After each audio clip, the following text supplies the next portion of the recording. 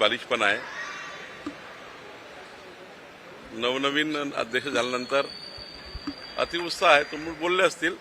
पण त्यांनाही माहीत आहे की काँग्रेस पार्टीमध्येच एवढी गटबाजी आहे नागपूरमध्ये की त्यांच्याच गटातले लोक प्रफुल्ल गुळदेचं शटर बंद करतील. हो ते भाजप पार्टी विथ डिफरन्स म्हणतात, त्याचा आदर्श नमुना.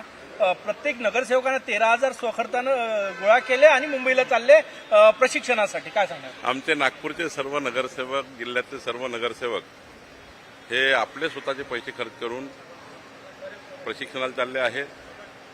सोबतच काही प्रवासाला चालले आहे. पण त्यांनी सांगितलं की आम्ही आपल्या स्वखर्चाने आम्ही आमची ट्रिप करू, आम्हाला पक्षाकडनं कुठली मदत नको आहे. ही एक चांगली बाब नागपूरमध्ये एक आदर्श उदाहरण ठरलेलं आहे. महाविकास पोस्ट सध्या चर्चेत आहे. त्यांनी म्हटलेलं आहे की सुनेत्रा पवार मला राज्यसभेला घ्यायला इच्छुक होत्या, पण त्यांनी पक्षप्रवेशाची अट घातली होती.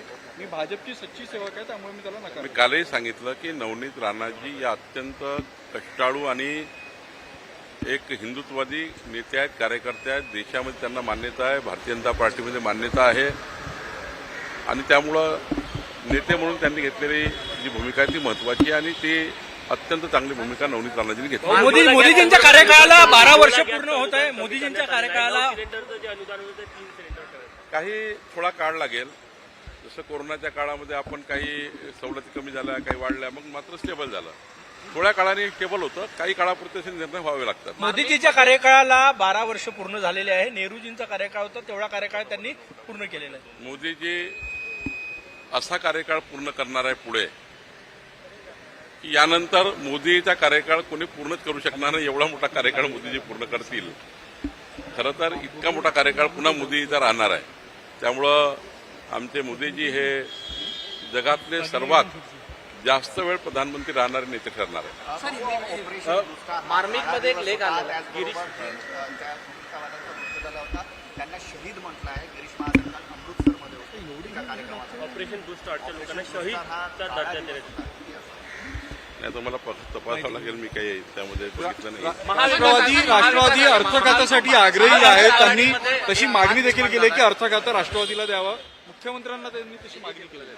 आमचे महायुतीचे तिघही नेते देवेंद्रजी, एकनाथजी आणि सुनेत्रा पवारजी बसतील आणि योग्य निर्णय करतील. आम्हाला कुठेही राष्ट्रवादीवर अन्याय करायचा नाही, निश्चितपणे योग्य निर्णय होईल. तुम्ही स्वतः महसुली नाल्यांवर जाऊन पाहणी केलेली आहे. महसूल मंत्री एवढ्या कडाक्याच्या उन्हात जाऊन नाल्यांची पाहणी करतो. काय आढळलं तुम्हाला? काय पाहणी केली? नाही, महसूलचे आमचे नाले अतिक्रमित झाले आहेत राज्यामध्ये आणि अतिक्रमित झालेले नाले पूर्ववत करणे ही भूमिका आहे.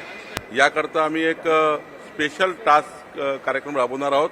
राज्यातले पांदण रस्ते, शेतकऱ्याचे पांदण रस्ते आणि शेतकऱ्याचे महसुली नाले हे पूर्ववत करणे हे बेसिक काम महसूल विभागाचं आहे. कोर महसूल कशाला म्हणतात? शेतकऱ्याचे रस्ते, शेतकऱ्याच्या शेतातला महसुली नाला हा जसा तत्पूर्वी होता तसा करून देणे आणि कुठलेही पुराणी होऊ नये. जर महसुली नाले खोलीकरण झाले, त्याचं रुंदीकरण झालं तर पाणी थांबेल आणि कोणत्याही परिस्थितीत पुराणी होणार नाही. आज पुराणी महसुली नाले बुजल्यामुळे होते आहे, ते पूर्ववत करायची योजना आहे. महाविकास आघाडीमध्ये वाद निर्माण झाला.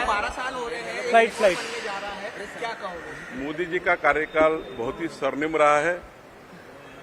मोदी जी का कार्यकाल इतना लंबा चलने वाला है कि विश्व का कोई भी नेता उतना प्रधानमंत्री पद पर रहने उतना चलेगा.